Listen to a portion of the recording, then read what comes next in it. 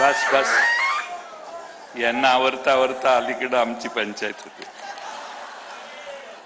एकदा वाजायला सुरू झाली की ते थांबत नाही. बस बस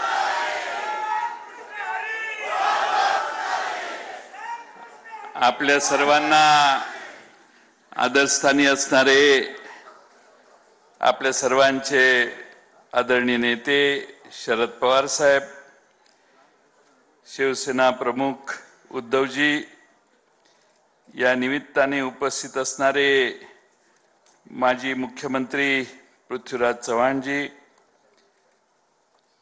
या ठिकाणी उपस्थित असणारे माननीय खासदार संजय राऊतजी, भाई जयंत पाटील, बाळासाहेब थोरात, वर्षाताई गायकवाड, युवा नेते आदित्य ठाकरे, या निमित्ताने उपस्थित असणाऱ्या आमच्या खासदार सुप्रियाताई सुळे, सुभाष देसाई, नाना पटोले, विनायकराव राऊत, मार्क्सवादी कम्युनिस्ट पक्षाचे श्रीयुत रानडे, या ठिकाणी उपस्थित असणारे सागर संसारे, मिलिंद सुर्वे, दीपक जितेंद्र आव्हाड, अनिल देशमुख साहेब, व्यासपीठावरील सर्वच मान्यवर आणि बंधू भगिनींनो, आज आपल्या महाविकास आघाडीचा संयुक्त असा या ठिकाणी सभा होते. बऱ्याच दिवसापासून आयोजन करायचं ठरत होतं, पण सरकार निवडणुका कधी घेणार याचा अंदाज येत नव्हता.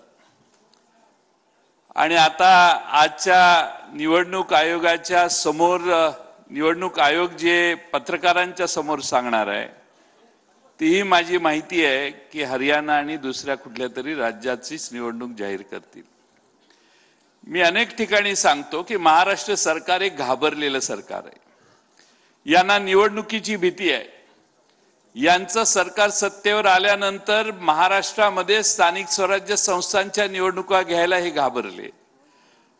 आता मागच्या 1.5-2 वर्षात जो कारभार केलेला आहे त्यातून महाराष्ट्राच्या लक्षात आलेलं आहे की काय प्रकारचं सरकार यांनी 1.5 वर्षात चालवलं. आणि म्हणून लोकसभेमध्ये महाराष्ट्राच्या जनतेने एक मोठा धक्का त्यांना दिलाय. मी अनेक ठिकाणी सांगतो की यांना आता निवडणुका ऑक्टोबरमध्ये घेण्याचं धाडस होणार नाही. म्हणून निवडणूक आयोग, माझी स्वतःची व्यक्तिगत शंका आहे की दिवाळी झाल्यानंतरच हे निवडणुकांना समोर जातील. 15-20 नोव्हेंबरच्या दरम्यानच हे निवडणुका घेतील. त्याच्या आधी यांची निवडणूक घेण्याची ताकद नाही. कारण लोकसभेत फार मोठा धक्का भारताच्या देशातल्या जनतेने आणि महाराष्ट्रातल्या जनतेने दिलाय. 400